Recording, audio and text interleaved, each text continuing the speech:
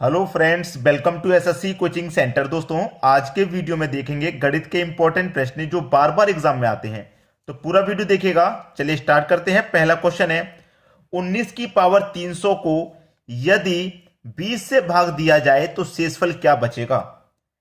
देखिए, ये जो पावर वाले क्वेश्चन है ये अगर आपसे एग्जाम में पूछे जाते हैं तो मैं आपको एक शॉर्टकट तरीका बता देता हूं, जिससे कि पावर अगर आप सम दी गई है तो पावर पहले आप 2 रखेंगे या फिर 4। अगर 2 रखने से आंसर नहीं आ रहा तो फिर 4। अगर पावर आपको विषम दी जाएगी, यदि पावर आपको विषम दी जाएगी तो फिर पावर आप 1 लेंगे या फिर 3 लेंगे। इस बात को बस याद रख लेना। सवाल 2 सेकंड में आंसर हो जाएगा। देखिए, आपको 19 की पावर कितनी है 300, तो आप 19 को लिखेंगे।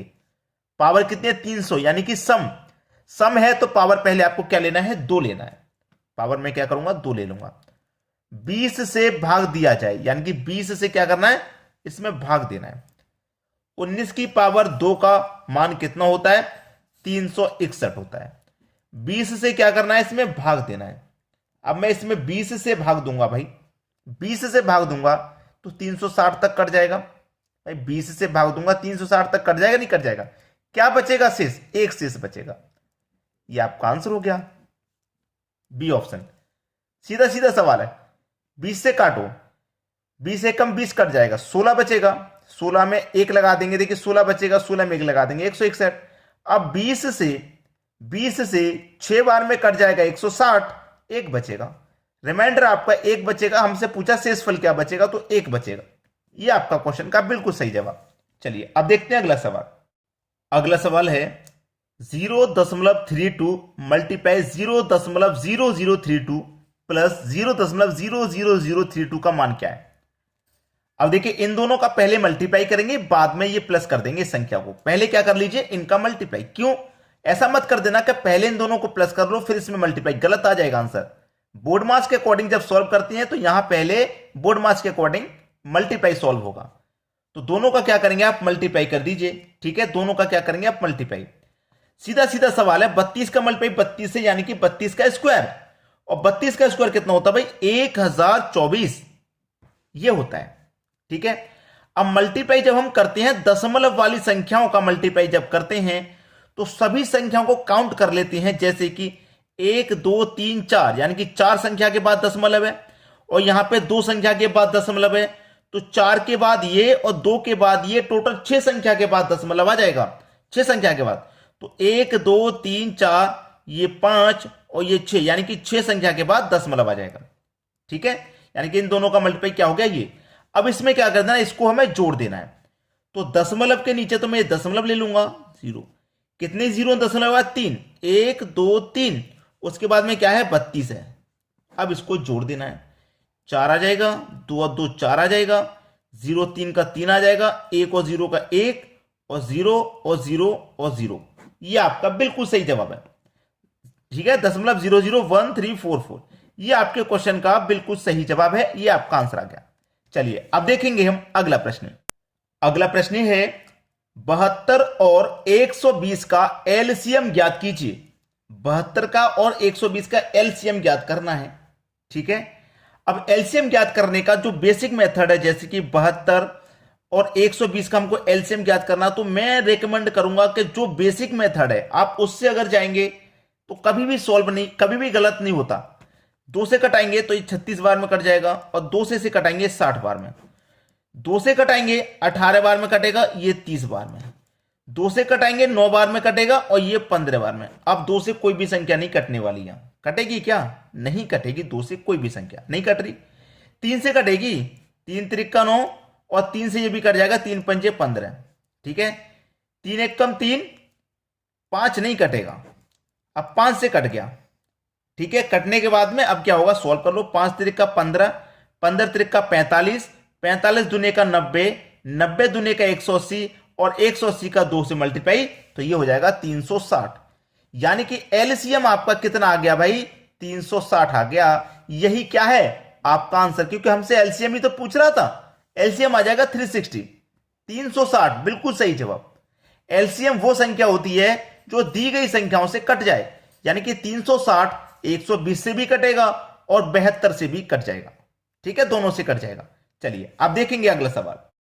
अगला प्रश्न है, यदि x प्लस वाई बराबर 30, एक्स वाई बराबर 50 है तो x तथा y के व्युत्क्रम का योग क्या होगा? व्युत्क्रम का योग।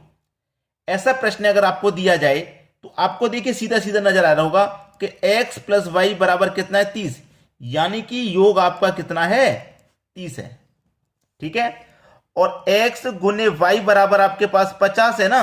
जब कोई साइन बीच में नहीं होता तो मल्टीप्लाई होता है, यानी कि गुणनफल, गुणनफल आपके पास कितना है? 50 है। और व्युत्क्रम का योग पूछ रहा है। जब व्युत्क्रम का योग पूछे, इस तरीके का क्वेश्चन आपको कभी दे दिया जाए तो क्या करना होता है? जो पहली वाली संख्या योग उसे लिख लो, बाद वाली संख्या गुणनफल उसे बटे में लिख दो, यानी कि 30 के बटे में 50, यही है व्युत्क्रम का योग भाई। कुछ नहीं करना होता इस क्वेश्चन में, यही आपका आंसर है। 3 बार मैंने आंसर लिख दिया जल्दी जल्दी, 1 बार 2 बार 3 बार, यानी कि बिल्कुल परफेक्ट आंसर है ये। और 3 बार मैंने लिख दिया, 3 सेकंड से ज्यादा नहीं लगने वाला इस क्वेश्चन में, 2 सेकंड या 3 सेकंड आंसर आ जाएगा। ऐसी ही ट्रिक मैं आपको बताता हूं जिससे कम से कम समय में आंसर आए आपका। चलिए अब देखेंगे अगला सवाल। अगला प्रश्न है, ए किसी काम को 30 दिन में और बी 20 दिन में करता है तो दोनों मिलकर उस काम को कितने दिनों में करेंगे? हमको अभी तक ये नहीं पता कि काम कितना है, तो सबसे पहले तो यही पता करना पड़ेगा ना काम कितना है। तो चलिए, ए किसी काम को 30 दिन में कर रहा है और बी कर रहा है 20 दिन में, तो काम कितना है कैसे पता करेंगे? दोनों का एलसीएम लेके पता कर लेंगे काम कितना है। तो 30 का और 20 का एलसीएम आ जाएगा भाई 60। 30 से काटो 2 बार कटेगा, 20 से काटेंगे 3 बार कटेगा। अब जो ए है वो 30 दिन में कर रहा था ना काम, तो एक दिन में 2 करेगा, तभी तो 30 दिन में काम खत्म कर पाएगा 60, क्योंकि टोटल काम अब है मालूम हो गया 60 है। टोटल काम कितना है? 60।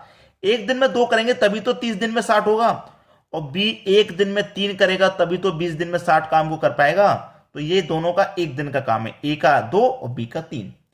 ठीक है, बोला दोनों मिलकर उस काम को कितने दिनों में करेंगे? दोनों अगर मिल जाएंगे, दोनों मिल जाएंगे तो एक दिन में 5 करेंगे दोनों मिलकर के। टोटल काम कितना है? 60।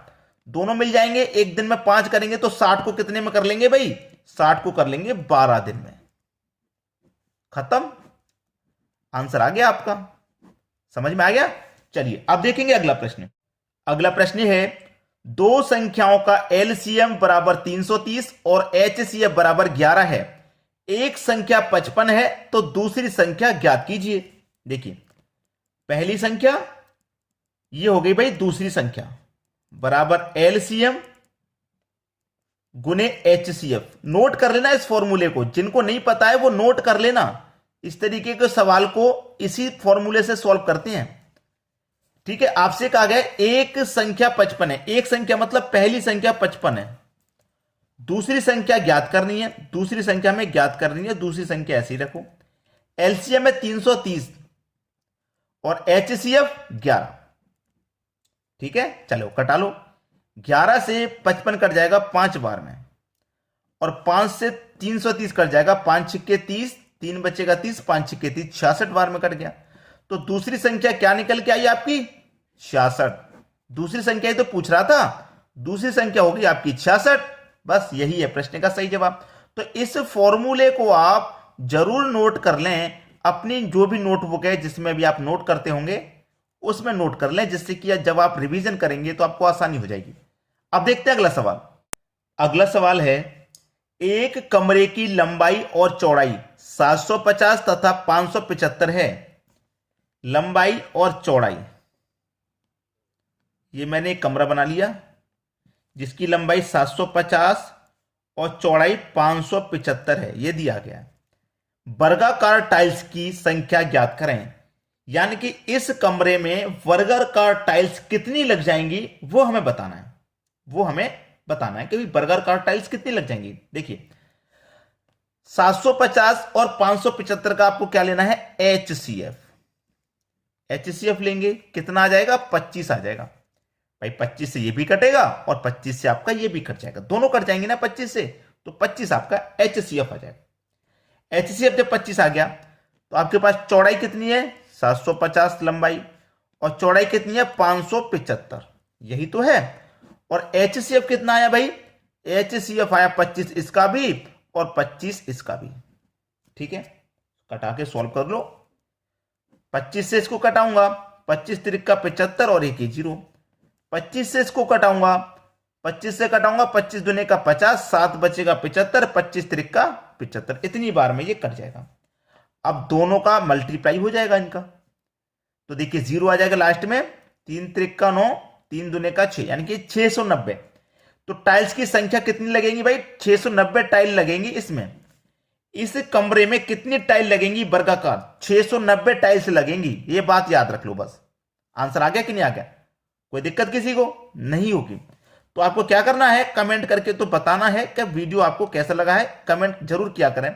वीडियो पसंद आता है तो लाइक करके जाएं और सभी बच्चों तक शेयर कर दें। जो बच्चे आपकी तैयारी कर रहे हैं सभी तक शेयर कर दें। ठीक है दोस्तों, धन्यवाद।